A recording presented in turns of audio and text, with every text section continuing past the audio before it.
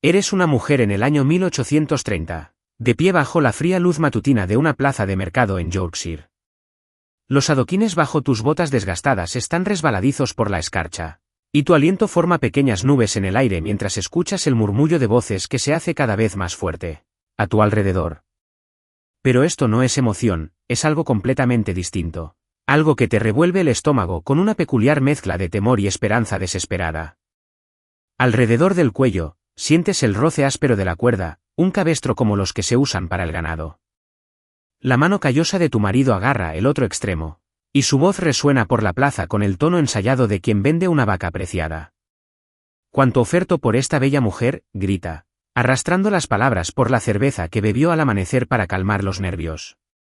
Espalda fuerte, dientes sanos, sabe cocinar y remendar.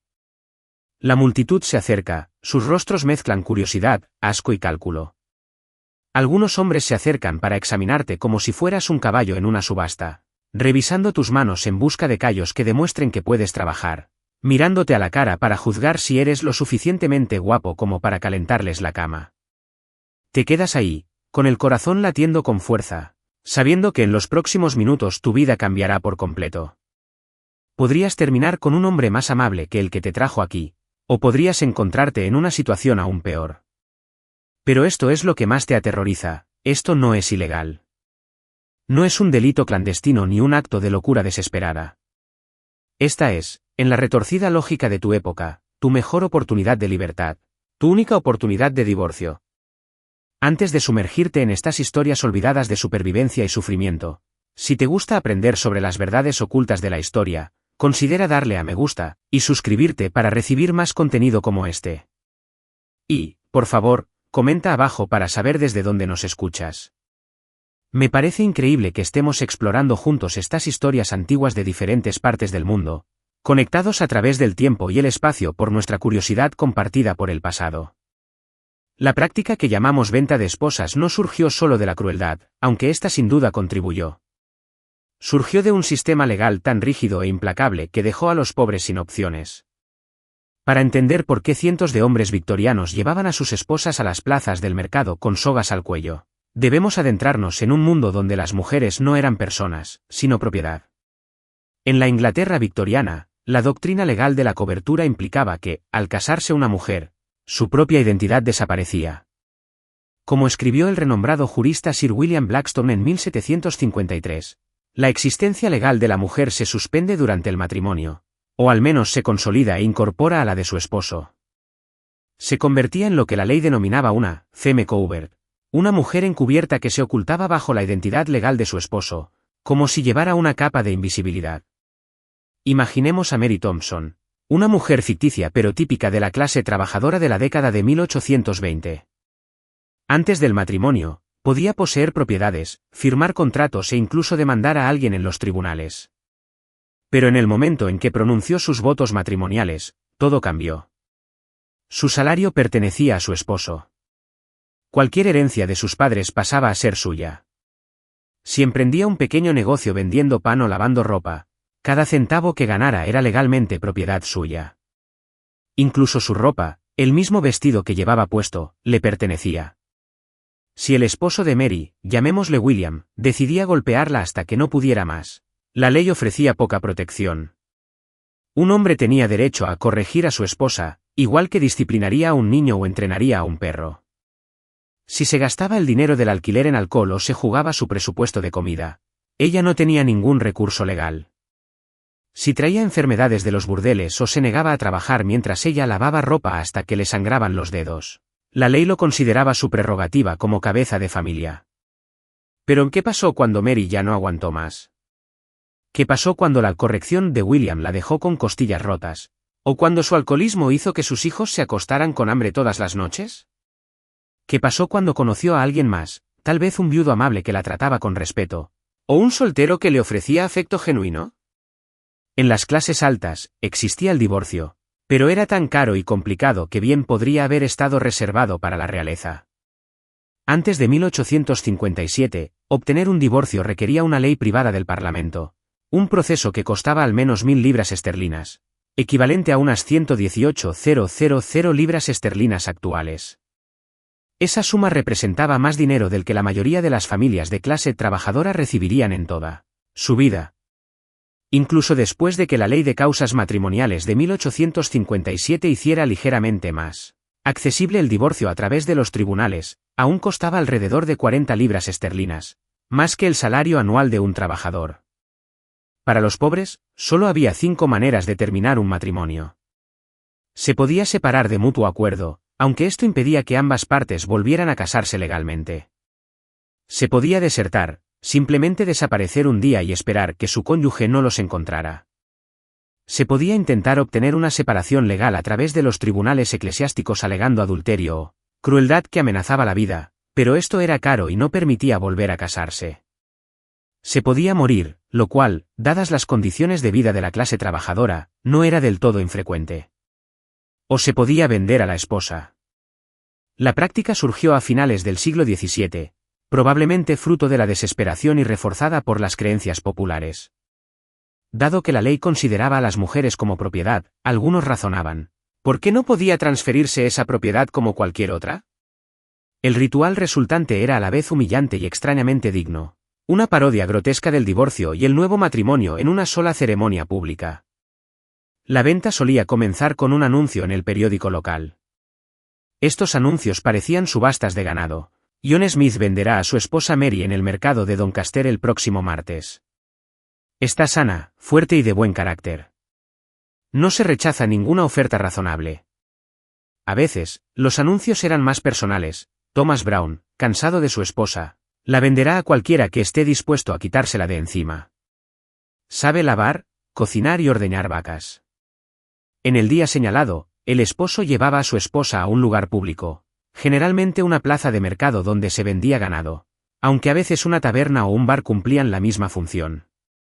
El simbolismo era deliberado y devastador.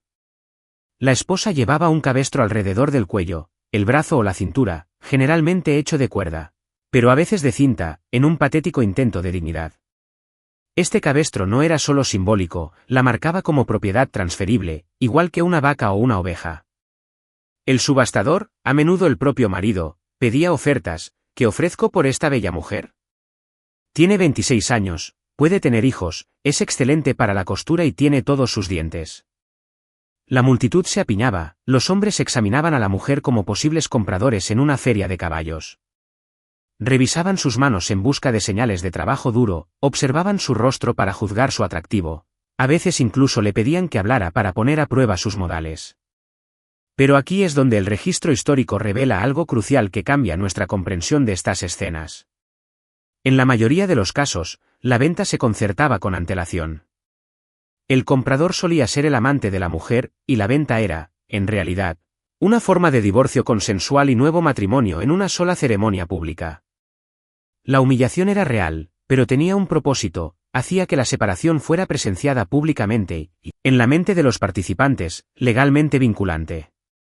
Consideremos el caso documentado en Brighton en 1826, uno de los incidentes reales que inspiraron la famosa novela de Thomas Hardy, El alcalde de Casterbridge. Un hombre llevó a su elegante mujer al mercado y la vendió por 5 libras a un marinero.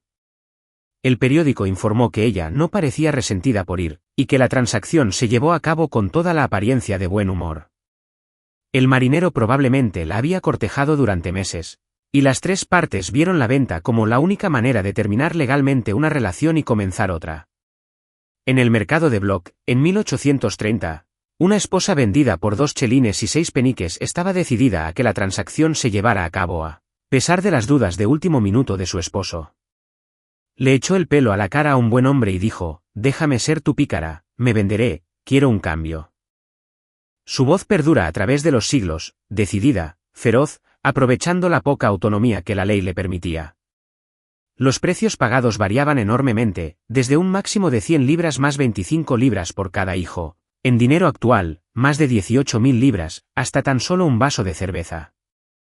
La mayoría de las ventas oscilaban entre 2 chelines y 6 peniques y 5 chelines, aproximadamente el equivalente a entre 20 y 50 libras actuales. Pero el dinero no era lo importante. Lo que importaba era el carácter público de la transacción, presenciada por docenas o, a veces, Cientos de personas que posteriormente podían testificar que la mujer había sido transferida legalmente de un hombre a otro. Se le entregó al nuevo esposo como prueba de que la transacción estaba terminada. Esto no era solo teatro, era un intento desesperado de crear validez legal donde no la había. Los participantes necesitaban creer, y convencer a su comunidad, de que lo que hacían era legítimo. A veces, el ritual se volvía más elaborado. Se redactaban y firmaban escrituras de compraventa, con un lenguaje tomado de las transferencias de bienes inmuebles, John Parsons, por la suma de 6 libras y 6 chelines pagados en mano, vendo, cedo y cedo a John Tucker, a Annie a Parsons, esposa de dicho John Parsons, todos los derechos, propiedades, reclamaciones, servicios y demandas durante el periodo de vida de ella, dicha Ann Parsons. La ceremonia solía terminar con todos los invitados acudiendo al pub más cercano para un banquete de bodas, pagado por el nuevo esposo. Incluso podían repicar las campanas de la iglesia, como ocurrió en un caso documentado de 1827. La comunidad, ávida de entretenimiento y drama, consideraba estas ocasiones como espectáculos públicos. Cientos de personas se reunían, considerando la venta como una combinación de teatro, juicio y carnaval. Pero no todas las ventas de esposas eran acuerdos consensuales entre amantes que buscaban legitimidad. Algunas eran subastas auténticas, donde las mujeres se veían pujadas por desconocidos.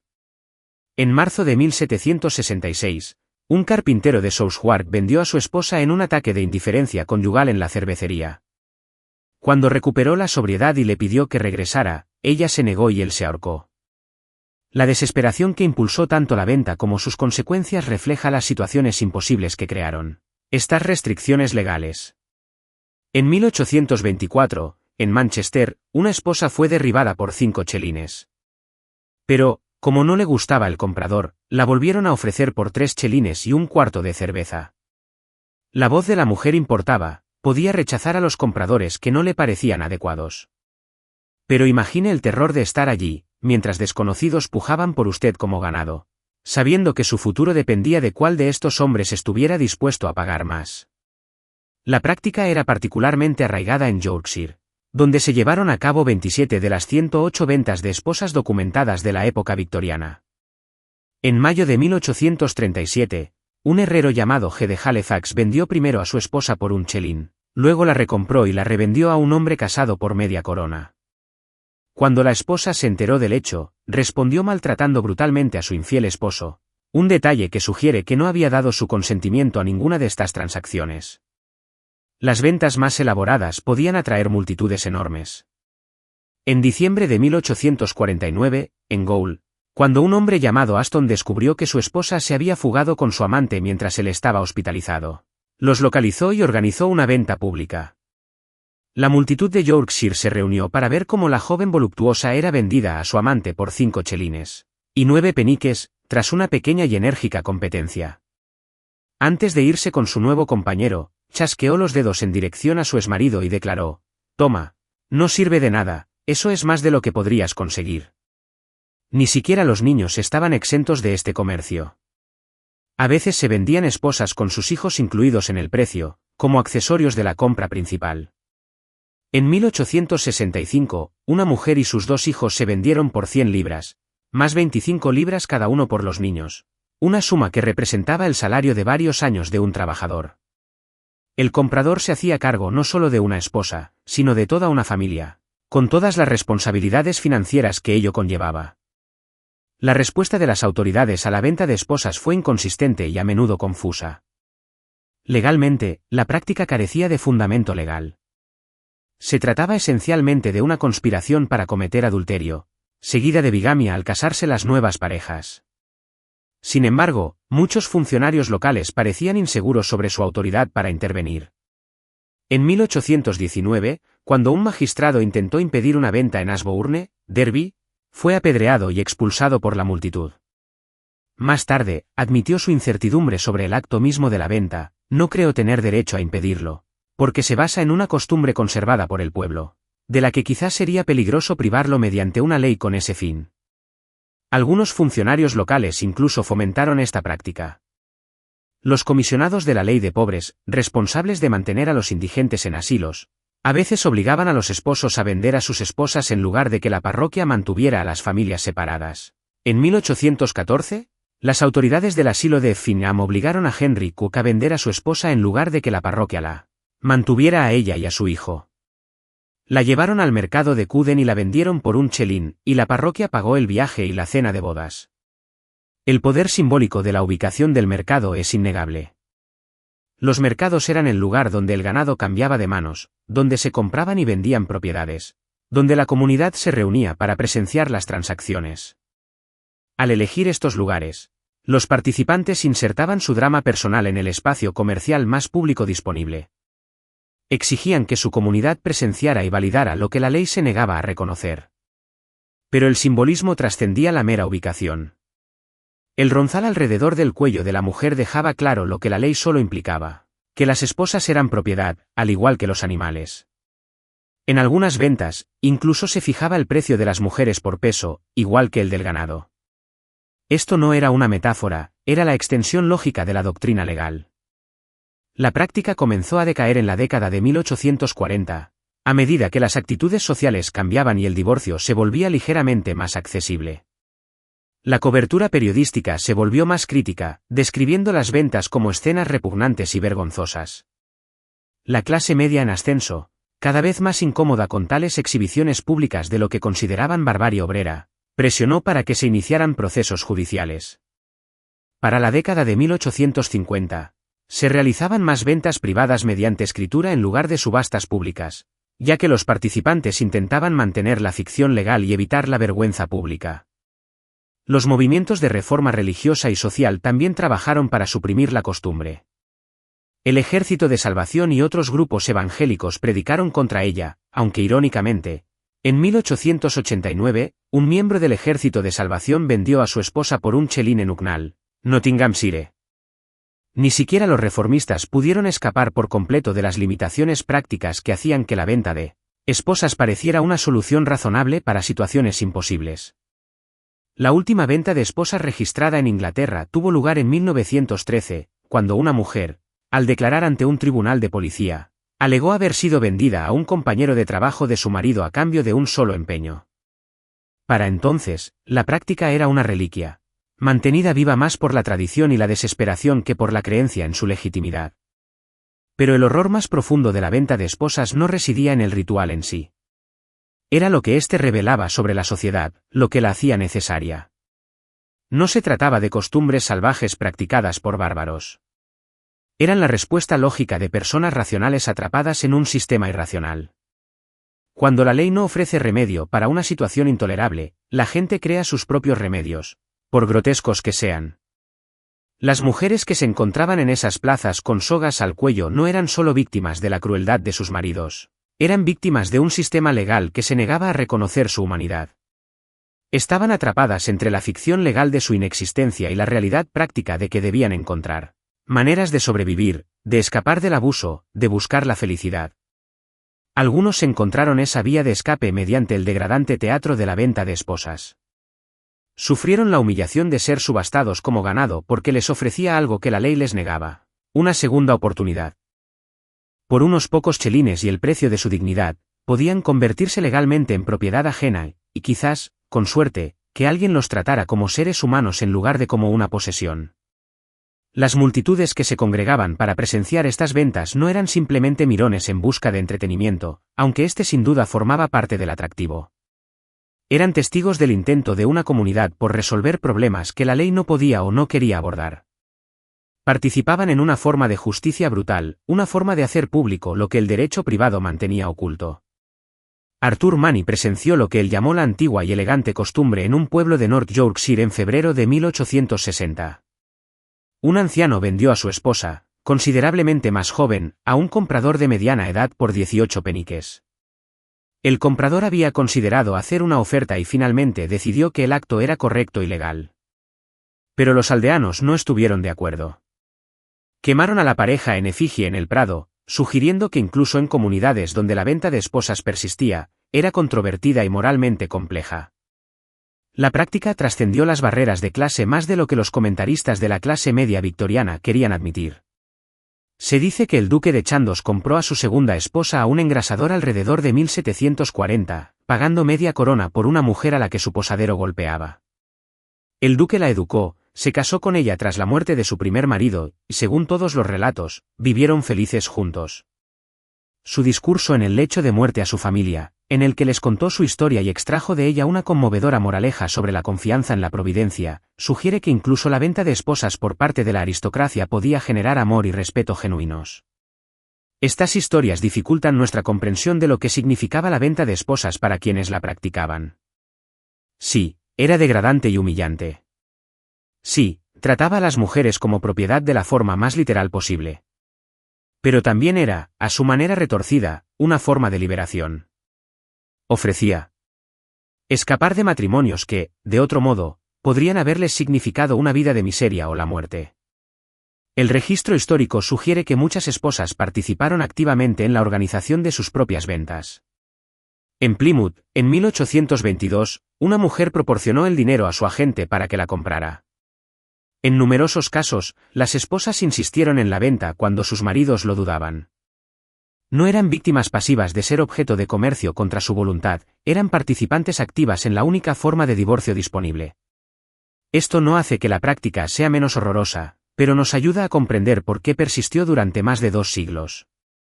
La venta de esposas no se trataba solo de hombres que se deshacían de esposas no deseadas. Se trataba de familias que intentaban resolver problemas imposibles con las únicas herramientas a su disposición. El contexto más amplio hace que la práctica sea aún más trágica.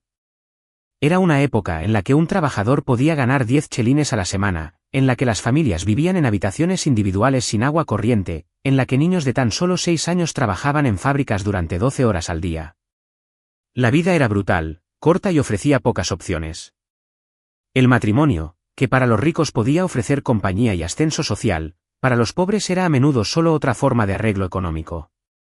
Cuando este arreglo económico fracasaba, cuando los esposos se bebían el dinero del hogar, cuando las esposas no podían tener hijos, cuando la violencia hacía insoportable la vida familiar, los pobres no tenían a quién recurrir. La Iglesia ofrecía orientación moral, pero ninguna solución práctica. La ley ofrecía castigo, pero ningún alivio. Solo la justicia severa de la venta de esposas, sancionada por la comunidad, ofrecía una salida. Los relatos periodísticos sobre estas ventas, escritos principalmente por periodistas de clase media para lectores de clase media, a menudo rebosan condescendencia e indignación moral.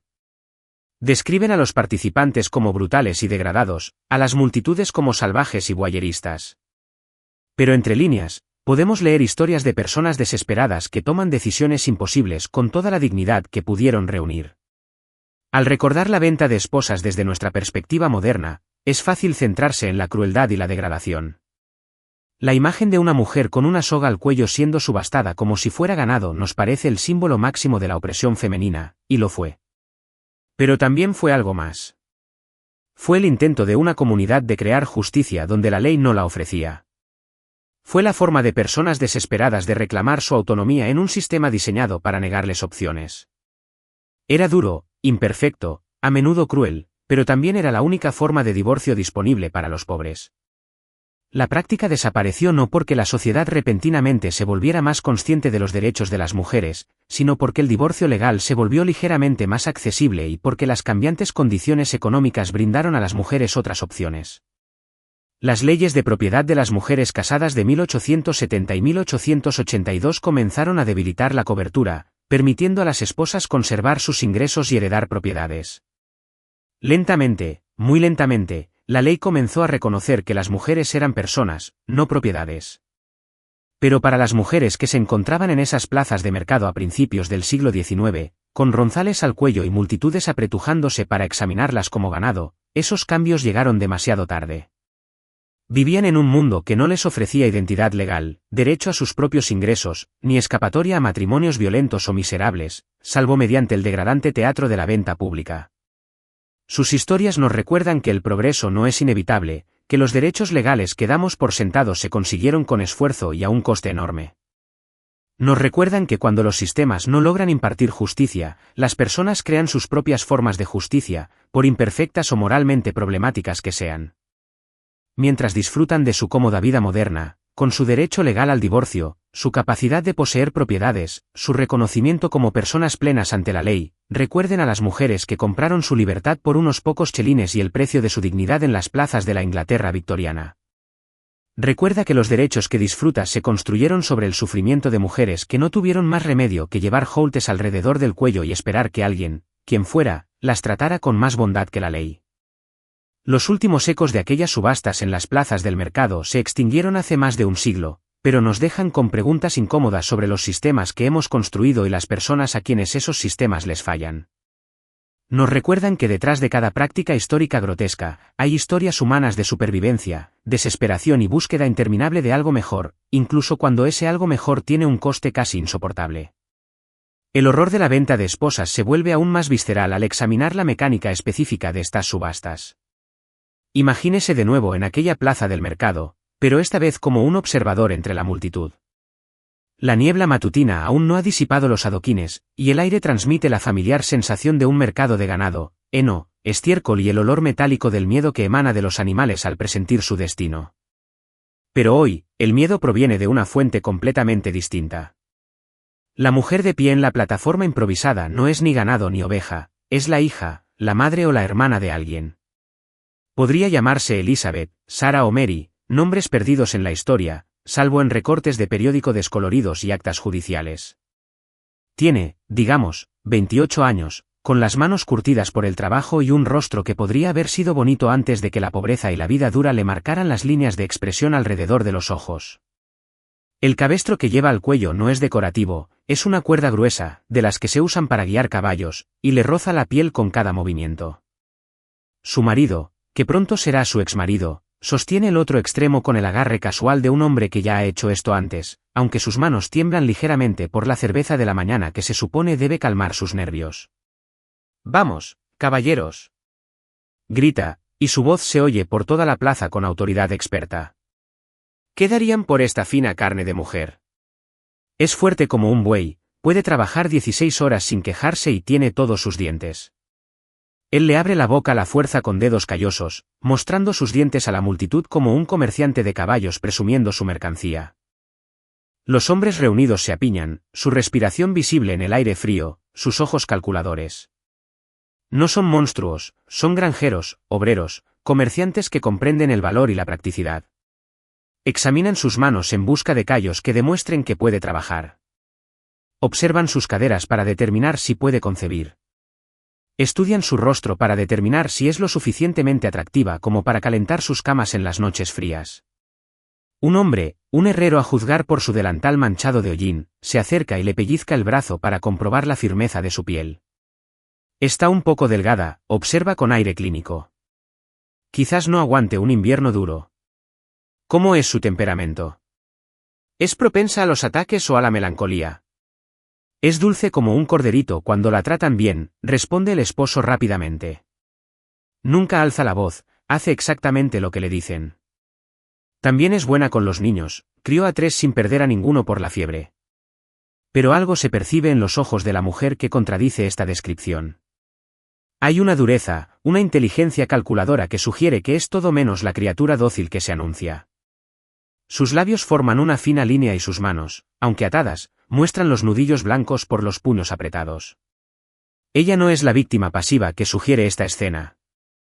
Es una participante que interpreta un papel en un drama que podría ser su único camino hacia la libertad. La puja comienza tímidamente. 2 chelines, grita un ganadero, más por tantear el terreno que por interés serio. La cantidad provoca burlas entre la multitud, apenas alcanza para comprar una comida decente. 2 y 6, replica un joven granjero, con el rostro enrojecido por la emoción o la vergüenza. Tiene unos 25 años, con el porte torpe de alguien que nunca se ha casado y ve esto como una oportunidad para tener una casa ya hecha. La mujer lo mira fijamente, evaluándolo rápidamente. ¿Es cruel? ¿Bebe? ¿La golpeará los sábados por la noche cuando la cerveza lo atormenta? En esos pocos segundos, está haciendo cálculos que determinarán el resto de su vida. 3 chelines. La voz proviene del fondo de la multitud, de un hombre que ella reconoce, Thomas Miller, un viudo que la ha estado visitando en secreto durante meses. El alivio la invade tan rápido que varios observadores lo notan y se dan codazos con complicidad. Esto no es una subasta cualquiera, es teatro, una representación diseñada para dar legitimidad legal a un acuerdo ya hecho. Pero el joven granjero no entiende la coreografía. 4 chelines, grita con entusiasmo, creyendo de verdad que compite por una esposa. Y te daré un cerdo. Ahora la mujer parece genuinamente asustada. Esto no forma parte del plan. Thomas Miller frunce el ceño y da un paso al frente. 5 chelines, dice con firmeza, y su voz transmite una advertencia que el hombre más joven parece pasar por alto por completo. 6, responde el granjero de inmediato, contagiado por el espíritu competitivo. La multitud murmura con aprecio. Este entretenimiento es mejor de lo que esperaban. La mujer intenta llamar la atención de su marido para indicarle que algo va mal, pero él está contando dinero en su cabeza. Calculando cuánta cerveza y ginebra con 6 chelines podrá comprar por primera vez, un verdadero terror se dibuja en su rostro. Podría acabar con un desconocido, alguien más cruel que el marido del que intenta escapar. 7 chelines, dice Thomas Miller apretando los dientes. Es más dinero del que tiene, pero percibe la angustia de la mujer. El joven granjero duda, dándose una palmadita en los bolsillos. 7 chelines más un cerdo representan una inversión considerable. Vuelve a mirar a la mujer, estudiando su rostro con atención por primera vez, y algo en su expresión finalmente penetra sus fantasías románticas. Ella no lo mira con gratitud, ni siquiera con resignación. Lo mira con el miedo que suele reservarse para los perros rabiosos. 7 chelines y 6 peniques, dice, pero su voz ahora carece de convicción. El subastador, el esposo, percibe el cambio de humor. Está lo suficientemente borracho como para ser codicioso, pero no tanto como para no notar la peligrosa tensión que se acumula entre la multitud. La venta de esposas depende de la aceptación de la comunidad, y la multitud puede ponerse fea cuando percibe que algo no anda bien. Vamos 1 por 7 y 6, grita rápidamente, con la esperanza de terminar la subasta antes de que se salga de control. 8 chelines, dice Thomas Miller desesperado, aunque todos ven que no tiene esa cantidad de dinero. El momento se prolonga como una respiración contenida. La mujer se queda paralizada entre su miseria actual y un futuro incierto, mientras 2 hombres pujan por el derecho a poseerla con la misma plenitud que poseerían un caballo o una mesa. La multitud observa con la fascinación de quienes presencian algo a la vez entretenido y profundamente perturbador. Entonces ocurre algo inesperado. La mujer habla. Elijo a Thomas Miller, dice con claridad, y su voz se oye por la plaza repentinamente silenciosa. Iré con él de buena gana, pero no me venderé a ningún extraño como si fuera un saco de grano. La multitud estalla en murmullos y discusiones. Así no es como se supone que funciona la venta de esposas. La mujer no puede elegir, ese es el propósito de la subasta. Pero hay algo en su voz, una dignidad que inspira respeto incluso en esta situación degradante, que hace que varios hombres asentían con aprobación. La muchacha ha hablado, grita un anciano desde el otro extremo de la multitud. Que se vaya con quien quiera. Esto no es un mercado de ganado. Pero yo ofrezco más, protesta el joven granjero, aunque suena más aliviado que decepcionado. El esposo mira a su alrededor con nerviosismo. Ha perdido el control de su propia subasta, y el ánimo de la multitud está cambiando de maneras que él no comprende. La venta de esposas funciona porque la comunidad la acepta como legítima, pero la legitimidad depende de seguir ciertas reglas tácitas. Una de esas reglas, al parecer, es que las preferencias de la mujer importan. 7 chelines de Thomas Miller, anuncia rápidamente, reduciendo sus pérdidas, y ella se va voluntariamente, así que no hay discusión. Thomas Miller se acerca con dinero prestado de 3 vecinos, con el rostro enrojecido por el alivio y la vergüenza. El cabestro se transfiere formalmente del esposo al nuevo dueño, aunque Thomas se lo quita inmediatamente del cuello a la mujer y lo arroja a un lado con evidente disgusto. El público aplaude, como si acabara de presenciar un final satisfactorio para una función dramática, lo cual, en muchos sentidos, ha sido así. La mujer, llamémosla Sara, hace una reverencia al público con más dignidad de la que merecen los presentes y luego toma el brazo que Thomas Miller les ofrece. Pero a medida que la multitud comienza a dispersarse, podemos ver el verdadero precio de este final feliz. Sara puede haber escapado de una mala situación, pero ahora está legalmente unida a Thomas Miller tan completamente como lo estaba con su primer marido. Si Thomas resulta ser cruel o se vuelve un borracho, no tendrá más remedio que antes.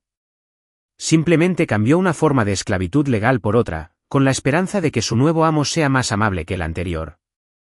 El joven granjero que casi la compra los ve partir con sentimientos encontrados. Una parte de él está decepcionado, se había sentido lo suficientemente solo como para pensar que comprar una esposa era una solución razonable a sus problemas.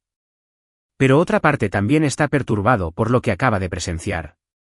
Nunca había pensado realmente en lo que significaría poseer a otro ser humano, tener a alguien ligado a él no por amor ni siquiera por beneficio mutuo, sino por una ficción legal que la reducía a una propiedad.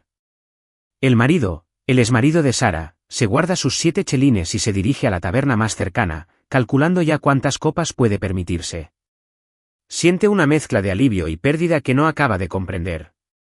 Sara había sido una carga, sin duda, otra boca que alimentar, otra persona que exigía sus limitados recursos, pero también había sido la única persona en el mundo a la que le importaba si vivía o moría, aunque esa preocupación estuviera mezclada con miedo y resentimiento. Esta escena en particular es ficticia, pero se basa en docenas de casos documentados que siguen patrones notablemente similares. La realidad de la venta de esposas era más compleja y desgarradora de lo que sugiere la simple narrativa de hombres que se deshacen de esposas no deseadas. Consideremos el caso de Marianne Price, vendida en Murtiatideville en 1837. El artículo periodístico la describe como una joven de aspecto atractivo, que fue conducida al mercado con una cuerda nueva alrededor de la cintura.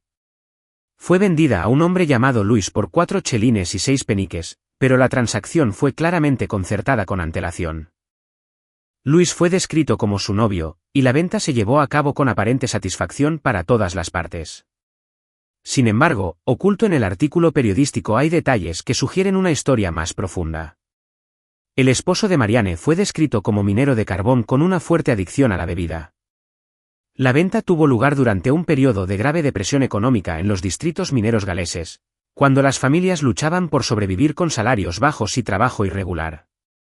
La decisión de Marianne de ser vendida probablemente fue elegir entre morir de hambre con un esposo alcohólico y sobrevivir con un hombre que pudiera mantenerla. O consideremos el caso más inquietante de Carlyle en 1832, donde una mujer fue puesta a la venta por su esposo, pero se negó a aceptar a ninguno de los postores. La multitud se volvió hostil cuando ella continuó rechazando a los posibles compradores, y la situación se volvió tan tensa que el magistrado local intervino para evitar la violencia. La mujer finalmente fue abofeteada por 3 chelines ante un hombre al que no conocía, pero ella se negó a ir con él. La venta fue declarada nula y se le permitió regresar con su esposo, aunque no se documenta lo que le sucedió después. Estos casos revelan la contradicción fundamental en la esencia de la venta de esposas. La práctica dependía de la ficción legal de que las mujeres eran propiedad que podía transferirse a voluntad, pero también dependía del consentimiento de la mujer para la aceptación de la comunidad. Una esposa que claramente era vendida en contra de su voluntad generaba compasión, y en ocasiones, la intervención de multitudes que, de otro modo, disfrutarían del espectáculo. La distribución geográfica de la venta de esposas nos revela algo importante sobre las condiciones sociales y económicas que la hicieron necesaria. Yorkshire, con sus ciudades industriales y su pobreza rural, registró el mayor número de casos documentados. La práctica era menos común en el próspero sur y casi desconocida en Escocia, donde diferentes tradiciones legales ofrecían otras opciones para las parejas infelices.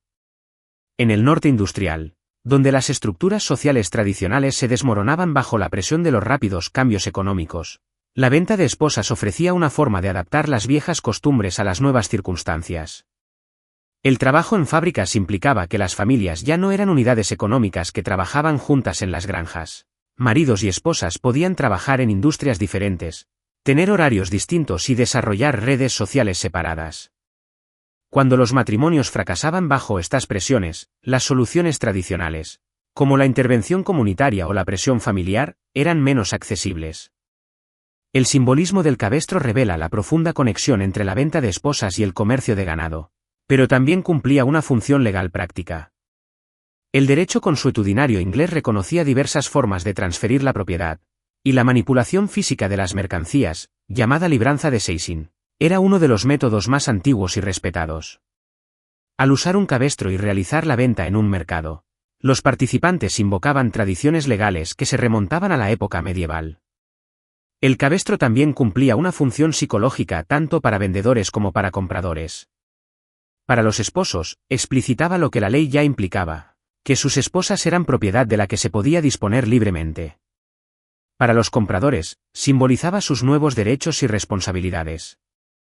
Para las propias mujeres, el momento en que se les quitaba el cabestro a menudo marcaba su transición psicológica de un hogar a otro. Algunas de las ventas de esposas más elaboradas implicaron múltiples transferencias de la misma mujer. En Sheffield, en 1842, una mujer fue vendida 3 veces en un día. Diferentes hombres pujaron por ella y luego cambiaron de opinión. En cada ocasión, tuvo que soportar la humillación de ser examinada por posibles compradores, solo para encontrarse de nuevo en la subasta cuando la transacción fracasó. El artículo periodístico describe su creciente angustia a medida que transcurría el día, hasta que finalmente rompió a llorar cuando la tercera venta también se canceló. Estas múltiples ventas revelan la inestabilidad fundamental de todo el sistema. Dado que la venta de esposas carecía de fundamento legal, no había forma de hacer cumplir los contratos ni resolver disputas. Un comprador que cambiaba de opinión podía simplemente devolver su compra y exigir la devolución del dinero. Una mujer que consideraba intolerable su nueva situación no tenía más remedio que convencer a su nuevo esposo, para que la vendiera de nuevo. Los hijos de las esposas vendidas ocupaban una posición particularmente trágica en estos acuerdos. A veces se incluían en el precio de venta, como accesorios de la compra principal. Una mujer vendida en Pontefract en 1847 llegó con 3 hijos, y el comprador aceptó hacerse cargo de su crianza y educación. Pero con mayor frecuencia, los niños se quedaban con sus padres, separados de sus madres por transacciones que eran demasiado jóvenes para comprender. El impacto emocional en estos niños no aparece en la mayoría de los registros históricos, pero podemos imaginar el trauma de ver a su madre siendo llevada con una soga al cuello por un extraño que acababa de comprarla. Algunos niños nunca volvieron a ver a sus madres. Otros se reencontraron años después, en circunstancias que debieron ser incómodas y dolorosas para todos los involucrados. La práctica de la venta de esposas también tuvo profundos efectos en las comunidades donde se practicaba. Estas ventas eran eventos públicos que atraían a multitudes de cientos, a veces miles, de espectadores. Se convirtieron en formas de entretenimiento popular, pero también sirvieron como foro de debates comunitarios sobre el matrimonio, la moral y los límites del comportamiento aceptable. Las multitudes que se congregaban para las ventas de esposas no eran meros observadores, eran participantes activos de una forma de justicia implacable. Podían aprobar o desaprobar ventas específicas, intervenir cuando consideraban que una mujer estaba siendo tratada injustamente y usar su voz colectiva para hacer cumplir las normas comunitarias. Si su esposa se casaba con alguien que la comunidad consideraba inapropiado, la subasta podría verse interrumpida por espectadores hostiles. Estas intervenciones comunitarias revelan que la venta de esposas no era simplemente una cuestión de decisión individual o desesperación, sino que estaba arraigada en complejas redes sociales y economías morales. La práctica solo podía funcionar cuando contaba con el apoyo de la comunidad, y dicho apoyo estaba condicionado al cumplimiento de ciertas reglas tácitas sobre equidad, consentimiento y respetabilidad. El declive del estatus social de la venta de esposas a mediados del siglo XIX reflejó cambios más amplios en la sociedad británica. La creciente clase media, con su énfasis en la privacidad doméstica y la respetabilidad moral, se sentía cada vez más incómoda con las exhibiciones públicas de ruptura matrimonial de la clase trabajadora. Los periódicos comenzaron a describir las ventas de esposas como exhibiciones repugnantes y espectáculos brutales. Un lenguaje que reflejaba las ansiedades de clase de una época en la que el capitalismo industrial creaba claras distinciones entre el comportamiento respetable y el deshonroso. Los movimientos de avivamiento religioso también contribuyeron a la supresión de esta práctica. El cristianismo evangélico, con su énfasis en la santidad del matrimonio y la reforma moral de las clases trabajadoras, consideraba la venta de esposas como una prueba de corrupción espiritual que debía eliminarse. Los predicadores metodistas y bautistas condenaban regularmente la práctica desde sus púlpitos, aunque su éxito en cambiar el comportamiento fue limitado. La respuesta del sistema legal a la venta de esposas evolucionó de forma lenta e inconsistente. Antes de 1850, los procesos judiciales eran poco frecuentes y las penas leves, generalmente unos pocos días de cárcel o una pequeña multa. Pero a medida que la sociedad se endureció contra la práctica, los tribunales comenzaron a imponer sentencias más severas. Para la década de 1860, Los hombres condenados por vender a sus esposas podían enfrentarse a 6 meses de prisión, y los compradores podían ser acusados de conspiración para cometer adulterio. Sin embargo, demostrar que la venta de esposas se había producido realmente era a menudo difícil. Los participantes tenían fuertes incentivos para negar cualquier intercambio de dinero o para afirmar que la ceremonia era simplemente una broma o una representación teatral. Los jurados, a menudo provenientes de comunidades obreras donde la venta de esposas aún se entendía, si no se aprobaba, a veces se mostraban reacios a condenar a personas por lo que consideraban intentos de resolver problemas imposibles.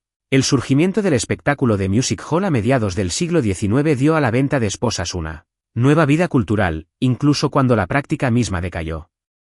Canciones populares como La venta de una esposa transformaron el ritual en comedia, retratando al esposo como un tonto, a la esposa como una arpía y al comprador como un embaucador. Estas canciones suavizaron la verdadera desesperación y humillación de la venta de esposas, transformándola en un entretenimiento inofensivo para el público de clase media. Pero la persistencia de la venta de esposas en la cultura popular revela algo importante sobre sus funciones psicológicas y sociales. La práctica abordaba profundas ansiedades sobre el matrimonio, la propiedad y las relaciones de género que no desaparecieron cuando el ritual mismo se volvió socialmente inaceptable. Las canciones de Music Hall, las novelas de bajo presupuesto y, posteriormente, el cine continuaron explorando temas de ruptura y reconstrucción matrimonial que la venta de esposas antaño había abordado directamente. La dimensión internacional de la venta de esposas también merece atención. Los colonos ingleses introdujeron la práctica en las colonias americanas, donde persistió hasta el siglo XIX. Los registros judiciales coloniales documentan casos desde Connecticut hasta Carolina del Sur, lo que sugiere que la costumbre se adaptaba a diferentes condiciones sociales y económicas. En algunos contextos estadounidenses, la venta de esposas parece haber estado incluso más comercializada que en Inglaterra, con contratos de compraventa formales y anuncios en periódicos. Los franceses estaban particularmente fascinados por la venta de esposas inglesas, considerándola una prueba de la barbarie y la corrupción moral británicas. Los periódicos franceses informaban regularmente sobre la venta de esposas inglesas, a menudo exagerando los detalles para lograr un efecto dramático. Las caricaturas políticas mostraban a John Bull llevando a su esposa al mercado como si fuera una vaca, utilizando la práctica como símbolo de la brutalidad y el comercialismo ingleses. Esta atención internacional resultó profundamente embarazosa para las élites inglesas, que intentaban posicionar a Gran Bretaña como líder de la civilización europea y el progreso moral. La idea de que los ingleses vendieran rutinariamente a sus esposas como si fueran ganado contradecía la emergente ideología victoriana de respetabilidad doméstica y virtud femenina. Los funcionarios gubernamentales comenzaron a presionar a los magistrados locales para que reprimieran esta práctica con mayor firmeza. El papel del alcohol en la venta de esposas no puede pasarse por alto. Muchas ventas comenzaron en tabernas, impulsadas por la bebida y la camaradería masculina, que hacían que la degradación de las mujeres pareciera aceptable o incluso divertida. El ritual solía concluir con todos los participantes bebiendo juntos para celebrar la transacción, una práctica que contribuía a normalizar lo que de otro modo podría parecer impactante o cruel. Pero el alcohol también proporcionaba una excusa conveniente para los hombres que luego se arrepentían de sus actos. Varios casos documentados involucran a esposos que vendieron a sus esposas en estado de ebriedad y luego intentaron recuperarlas estando sobrios.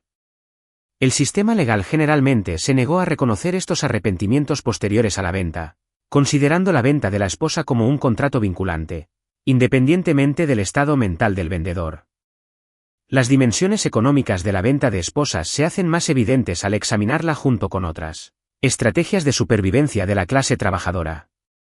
En comunidades donde el desempleo era crónico y los salarios apenas alcanzaban para sobrevivir, el matrimonio solía ser una necesidad económica más que una opción romántica.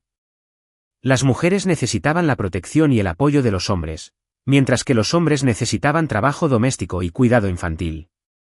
Cuando estas sociedades económicas fracasaban, la venta de esposas ofrecía una forma de reorganizar recursos y responsabilidades. Los precios pagados por las esposas reflejaban estos cálculos económicos. Las mujeres descritas como buenas trabajadoras, expertas en oficios valiosos como el hilado o la elaboración de cerveza, alcanzaban precios más altos que aquellas cuya mano de obra era menos valiosa. La edad, la salud y la capacidad de procrear afectaban el valor de mercado. El regateo que rodeaba estas ventas revela que los participantes entendían exactamente lo que estaban comprando y vendiendo, no solo una mujer, sino su trabajo, su fertilidad y sus habilidades domésticas. Los documentos que se conservan de las ventas de esposas a menudo contienen detalles reveladores sobre la vida y los valores de la clase trabajadora. Los relatos periodísticos describen la vestimenta de las mujeres, su apariencia física, sus habilidades y temperamentos. Registran las palabras pronunciadas durante las ventas, preservando fragmentos del discurso y las actitudes de la clase trabajadora que rara vez aparecen en otras fuentes históricas. Estos documentos también revelan la compleja etiqueta que rodeaba la venta de esposas. Existían formas adecuadas de realizar una venta, lugares y horarios apropiados, y formas de pago aceptables. Violar estas costumbres podía resultar en la desaprobación de la comunidad o incluso en violencia. La práctica podía ser degradante, pero no era caótica. Seguía reglas que los participantes comprendían y generalmente respetaban. El declive de la venta de esposas después de 1850 no se debió simplemente a la presión legal, ni a la desaprobación social. Los cambios económicos hicieron que la práctica fuera menos necesaria y práctica. El empleo en fábricas brindó a las mujeres cierta independencia económica, reduciendo su dependencia absoluta del apoyo masculino. El crecimiento de las zonas urbanas brindó más oportunidades para escapar de matrimonios fallidos mediante la simple deserción. La expansión de la red ferroviaria facilitó la desaparición y el inicio de nuevas vidas en lugares remotos. El cambio de actitud hacia el matrimonio también influyó.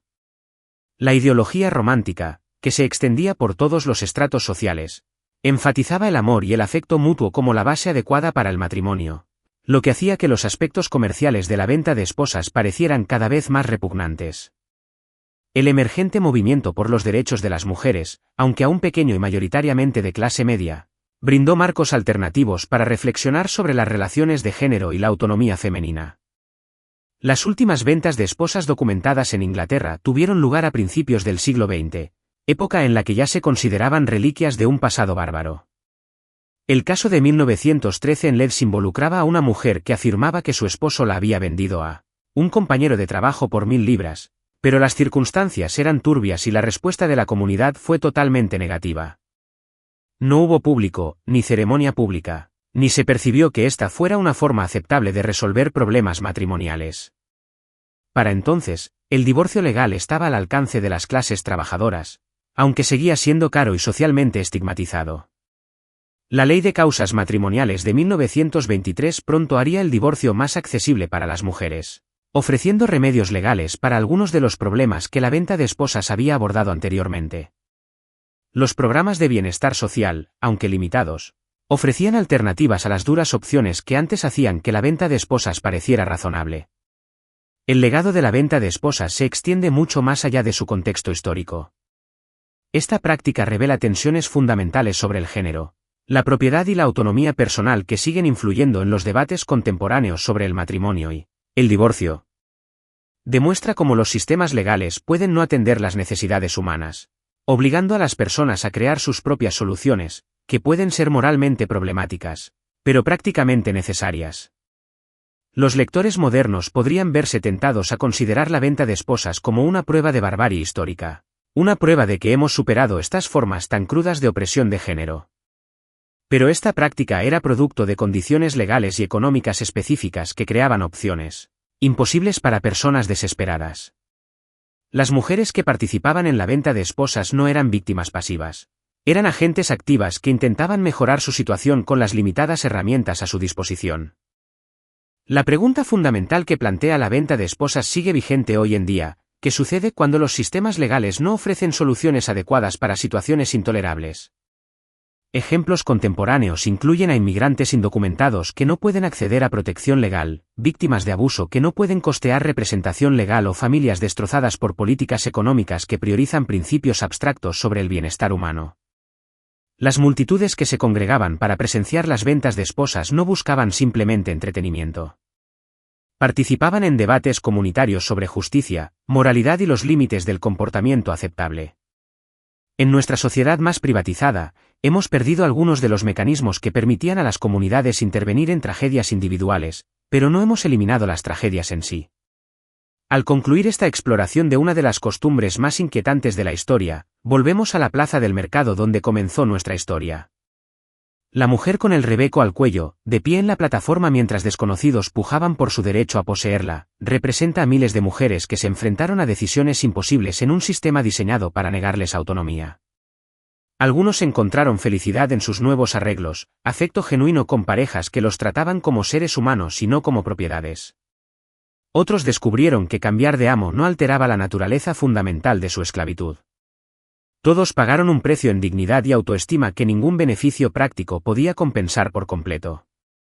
Sus historias nos recuerdan que el progreso no es inevitable, que los derechos y las protecciones que damos por sentados se construyeron sobre el sufrimiento de personas que no tuvieron más opción que trabajar en sistemas que les negaron su humanidad.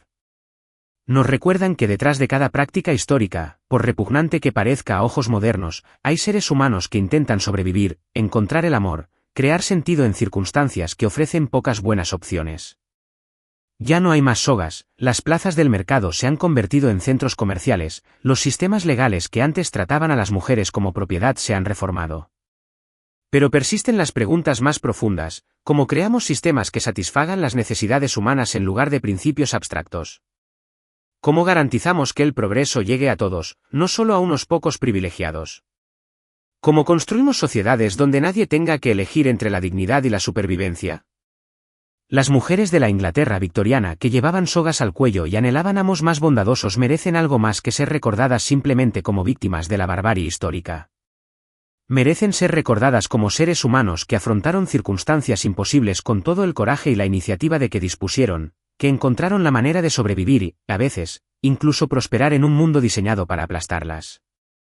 Sus voces resuenan a través de los siglos, recordándonos que la libertad no es gratuita, que la dignidad no está garantizada y que el precio de la justicia es la vigilancia eterna contra los sistemas y circunstancias que reducen a los seres humanos a la propiedad. Al recordar sus historias, honramos no solo su memoria, sino también nuestra obligación de garantizar que tales decisiones nunca vuelvan a ser necesarias. Las plazas del mercado están vacías ahora, pero las preguntas que plantearon sobre el valor humano, la justicia legal y el precio de la supervivencia siguen siendo tan urgentes hoy como lo fueron hace 2 siglos. En esa urgencia residen tanto la advertencia como la advertencia de que el progreso puede revertirse y la esperanza de que comprender el pasado nos ayude a construir un futuro más justo.